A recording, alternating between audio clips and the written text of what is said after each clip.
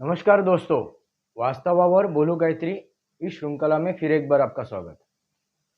दोस्तों, इसके पहले वीडियो में मैंने आपको बताया था कि हिंदू यानी सनातनी और मुसलमान, यहूदी और क्रिश्चियन इनमें नाता क्या है, इनमें रिश्ता क्या है। हम लोग उसके ऊपर बात करेंगे, उसके ऊपर चर्चा करेंगे। दोस्तों, इसके लिए हमें इतिहास भी देखना पड़ेगा, इतिहास में जाना पड़ेगा। अभी इतिहास की बात करते वक्त हम लोग हमारे जो पुरखे हैं, जो हमारे पूर्वज हैं, उनके बारे में बात करेंगे। हम लोगों की जो शुरुआत हुई है वो हम लोग मनु से बात करते हैं। मनु हमारे जो जहाँ से हम लोगों की पैदाइश हुई है वो है मनु। मनु की कहानी, मनु का इतिहास हम देखने जाएंगे। एक प्रसंग की मैं बात करता हूँ। उस समय मनु को एक ख्वाब गिरा था, सपना आया था कि दुनिया में तूफान आने वाला है, एक जलजला आने वाला है, महाभयंकर तूफान आने वाला है और उसमें पूरी सृष्टि खत्म हो जाएगी। तो उसको आपको बचाना है, ऐसा उनको भगवान ने उनके स्वप्न में, ख्वाब में कहा था। और उसके लिए आपको एक नाव बनानी पड़ेगी, एक जहाज, एक बोट, एक बड़ी नाव बनानी पड़ेगी और उसमें सबको लेके आपको बचाना पड़ेगा। फिर उस ख्वाब के मुताबिक, उस स्वप्न के मुताबिक उन्होंने एक नाव बनाई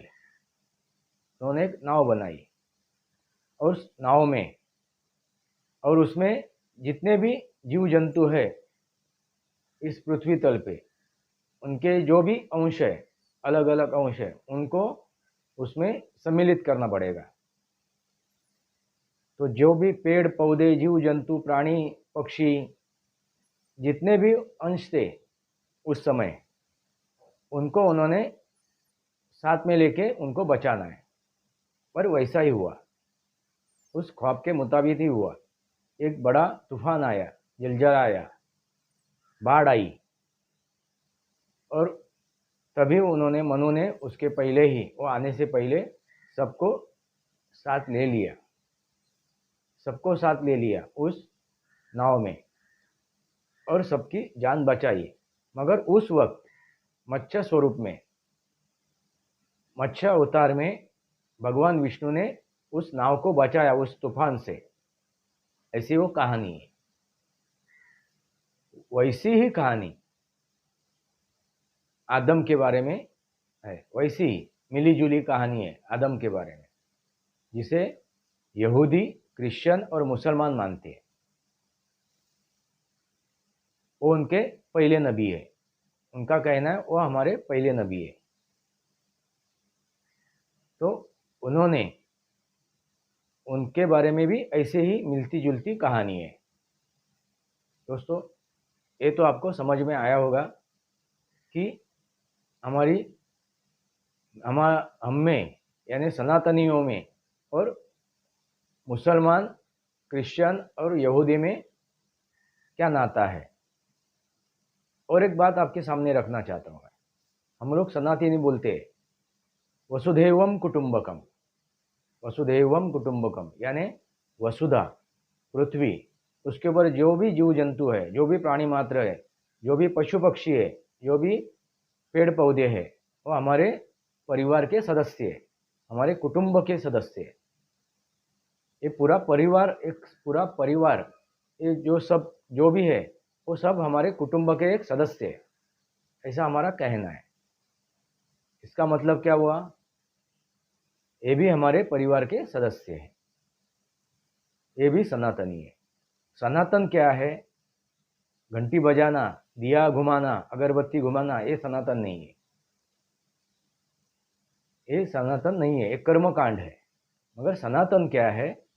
ज्योग्राफी यानी भूगोल, भौगोलिक परिस्थितियाँ, खगोल शास्त्र के मुताबिक जीना, दूसरा विज्ञान के मुताबिक जीना, विज्ञान के अनुसार जीना। विज्ञान में काफ़ी ये मानस शास्त्र है, जीव शास्त्र है, भौतिक शास्त्र है, खगोल शास्त्र है, ये शास्त्र यानी विज्ञान, ऐसे जितने भी विज्ञान हैं वो विज्ञान, खगोल शास्त्र और पर्यावरण, भौगोलिक परिस्थितियाँ अनुसार जीना, उसका ही मतलब है कि सनातन। ये कभी अंत नहीं हो सकता है, उसका कभी अंत नहीं हो सकता है। ये जब अंत होगा तो सृष्टि खत्म हो जाएगी, जीव जंतु खत्म हो जाएंगे। ये होना, इसलिए ये कब से शुरू हुआ है और ये कब खत्म होगा कोई नहीं बता सकता है, और ये अनंत है। सनातन का मतलब है अनंत है, और कब शुरू हुआ और कब खत्म होगा वो बोल नहीं सकते। वही है सनातन, यही है उसका मूलाधार, यही है इसका उसकी जड़ें। क्या जड़ें है? विज्ञान, खगोल शास्त्र और पर्यावरण, यही है उसके मूलाधार है। दोस्तों,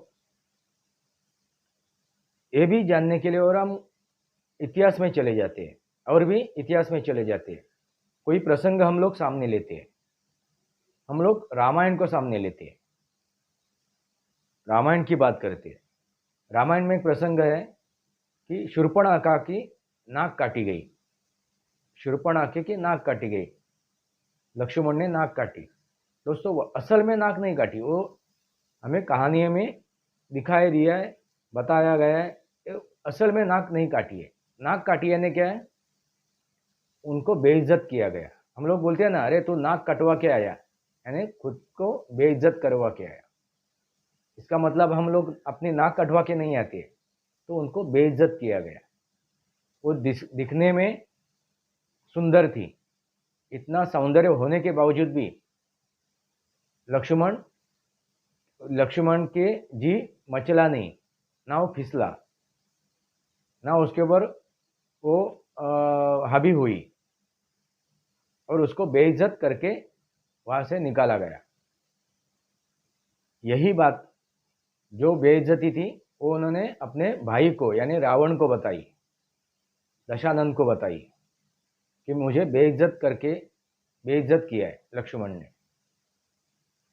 और मेरा नाक काटा है। मेरा नाक नहीं काटा है, वो आपका नाक काटा है। तो रावण भी क्रोधित हो गया, और उन्होंने फिर बदला ले लिया सीता हरण करके। और एक बात उन्होंने की, अपने बहन को शांत करने के लिए, उनको शांत करने के लिए, और भाई तुम्हारे साथ है वो दिखाने के लिए उन्होंने उनको एक राज्य भी बहाल किया, एक राज्य बहाल किया। और क्या कहा कि इसके बाद आप उस राज्य की महारानी हो, इसके बाद आप इस राज्य की महारानी हो, ये महारानी करके आप ये राज्य चलाओ। दोस्तों, अभी इस वक्त ऐसा कौन सा देश है कि उनकी उस वहाँ पे महारानी को मान सम्मान है, इज्जत है? सबसे पहली वो है ब्रिटेन, वो है ब्रिटेन, ब्रिटेन की रानी, ब्रिटेन की रानी। राजा को उससे द्वितीय स्थान है, रानी को प्रथम स्थान है। एक मैं उदाहरण के तौर पे आपको आपके सामने रख रहा हूँ, इतिहास की एक कहानी का एक भाग, एक प्रसंग। दूसरी चीज है, जब रावण महादेव को साथ में ले जाने के लिए आए थे, भगवान शंकर को, तभी महादेव ने उनको कहा कि मैं तुम्हें मेरा लिंग देता हूँ, मेरी पिंड देता हूँ, वो लिंग लेके आप जाओ, वो समझो कि मैं आपके साथ आया हूँ। तो रावण वो पिंड लेके निकल गए। उस कहानी में एक है कि उन्होंने जहाँ पे पिंड रखेगा वहाँ पे वो स्थापित हो जाएगी। तो वहाँ से वो लेके गए, और जाते वक्त रास्ते में उन्होंने वो कहानी में जो भी है, मैं कहानी में नहीं जाऊँगा, गणपति आया और उन्होंने एक उनको लघु शंका हुई थी और उन्होंने फिर वो लघु शंका में जाना है, इसलिए फिर गणपति के हाथ में वो दे दिया। ऐसी कुछ कहानी है, वो कहानी आपको मालूम होगी, मैं कहानी में नहीं जाऊंगा। मगर वो लेके जा रहा था और उन्होंने वो जहाँ पे रखी, वो जगह कौन सी है? मक्का। मक्का, जिसे हम लोग मक्केश्वर कहते, जिसे हम लोग मक्केश्वर कहते, उसमें क्या छुपा हुआ है? वो शिवलिंग है। ये मेरी दूसरी कहानी का इतिहास का एक मैं भाग बता रहा हूँ। इतिहास के इस दौर पे मैं आपको ध्यान आपका केंद्रित करने की कोशिश कर रहा हूँ। आपको समझ में आया होगा मैं क्या कहने की कोशिश कर रहा हूँ, मैं क्या आपको समझाने की कोशिश कर रहा हूँ। वसुधैवम कुटुंबकम और एक कहानी है और एक इतिहास है। इतिहास कौन सा है? महाभारत का। जब कौरवों का सर्वनाश हुआ, जब कौरवों का सर्वनाश हुआ और इसके पीछे श्री कृष्ण है, ये जब पता चला गांधारी को, कौरवों के माता को जब पता चला गांधारी को कि इसके पीछे श्री कृष्ण है, तो उन्होंने श्री कृष्ण को शाप दिया कि तेरा यदुवंश खत्म हो जाएगा, तेरा यदुवंश खत्म हो जाएगा। यही बातें आप समझ में लीजिए। यदुवंश यानी जो हम लोग यहूदी की बात करते हैं, यहूदी, और यहूदी का आप इतिहास देखेंगे तो आपको समझ में आएगा। क्योंकि उस टाइम जब यदुवंश में या कृष्ण के जो परिवार था, श्री कृष्ण के जो परिवार था, यदुवंश था, उसमें आपस में उनको झगड़ा हो गया, आपस में झगड़ा हो गया। यानी किसका किसका झगड़ा हुआ? देखिए, आदम के बाद पांचवा नबी कौन है? आदम के बाद अब्राहम या इब्राहिम। अब्राहम और इब्राहिम ये दोनों एक ही व्यक्ति के नाम है, एक ही व्यक्ति के नाम है, जिसे क्रिश्चियन भी मानते हैं, यहूदी भी मानते हैं और मुसलमान भी मानते हैं। उसके बाद बंटवारा हुआ, मैंने पिछले वीडियो में बताया है। फिर उसके बाद उनके दो बीवियों से दो बच्चे पैदा हुए। एक का नाम है आइजैक, दूसरे का नाम है इस्माइल। तो इस्माइल के जो वंशज है वो है मुसलमान, और आइजैक के जो वंशज है वो है यहूदी और क्रिश्चियन। मगर उसके पहले जो है ये 6 जो है, 4 5 6 पांचवे जो नबी है वहाँ तक वो एक साथ थे, एक ही थे। तो वहाँ पे इस्लाम पैदा नहीं हुआ था, मुसलमान पैदा नहीं हुए थे। ये पैगंबर मोहम्मद में पैदा किए, मगर पहले एक साथ थे वो। और एक कहानी में है कि यीशु क्रिस्त की हत्या की गई, उनको मारा गया। उसके बाद यहूदियों को भी मारना शुरू हुआ, यहूदियों को। तो यहूदी इधर उधर भागने लगे, अलग अलग प्रांत में भागने लगे, अलग अलग देशों में भागने लगे। और यही वैसी ही स्थिति उसी समय थी। यदुवंशी फिर यहाँ वहाँ अलग अलग प्रांत में भागे, वो अलग अलग प्रांत में वो भागे अपनी जान बचाने के लिए, अपनी जान बचाने के लिए। दोस्तों, ये मैंने उदाहरण के तौर पे इतिहास में जाके 2-3 बातें आपके सामने रखी है। और पहली चीज एक है कि इंसान, ये बाद में जो तथाकथित धर्म है ये बाद में आए हुए हैं। ना हिंदू धर्म है, ना मुस्लिम धर्म है, ना क्रिश्चियन धर्म है, ना कोई अन्य कोई धर्म है। धर्म एक ही है, वो है कर्म। कर्मण्येवाधिकारस्ते। दोस्तों समझ में आया होगा आपको।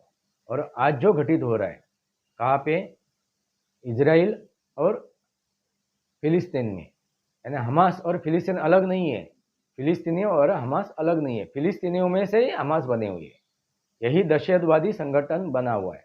तो मैं फिलिस्तीन और हमास को अलग नहीं करूंगा।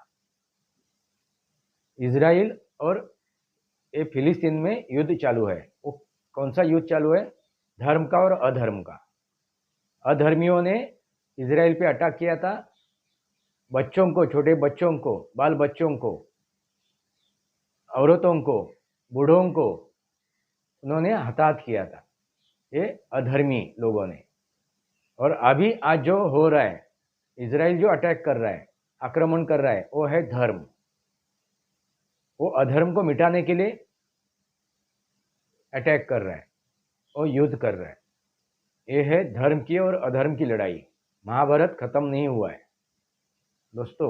महाभारत की इतिहास हम लोगों ने पढ़ा है, मगर महाभारत आज भी घटित हो रहा है। अधर्म और धर्म की लड़ाई शुरू है।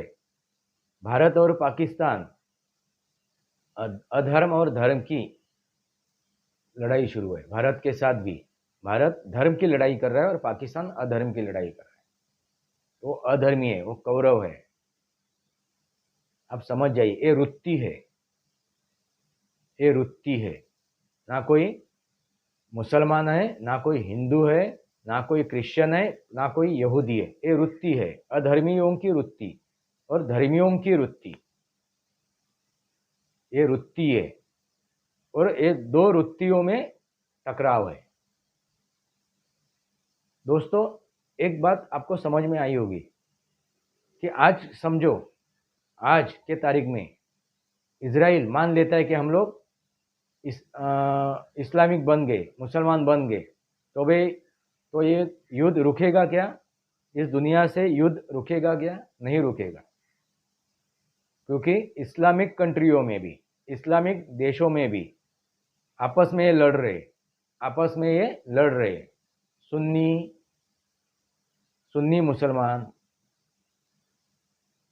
ये सुन्नी करके ये लड़ रहे हैं। किसके साथ लड़ रहे? अपने भाई बंदों के साथ लड़ रहे। आप समझ गए होंगे मुझे क्या कहना है। यहाँ पे कोई मजहब का, कोई धर्म का, ना अल्लाह का, ना भगवान का, ना गॉड की लेके कोई टकराव है। यहाँ पे धर्म और अधर्म की लड़ाई है। और अधर्मी को नियम नहीं है कुछ, ना वो कायदे से लड़ते हैं, ना नियमों से लड़ते हैं। अधर्मी के सामने सब कुछ खुला है, मगर धर्मियों को कायदे में रह के लड़ना पड़ता है। धर्मियों को कायदे में रह के लड़ना पड़ता है। यही आपने देखा होगा। कहाँ पे देखा होगा? राम मंदिर की लड़ाई में हमें कायदों से लड़ना पड़ा, अधर्मियों से कायदों से लड़ना पड़ा। और आज भी हम लोग कायदे से लड़ रहे हैं, क्योंकि हम लोग धर्मी हैं और ये लोग अधर्मी हैं।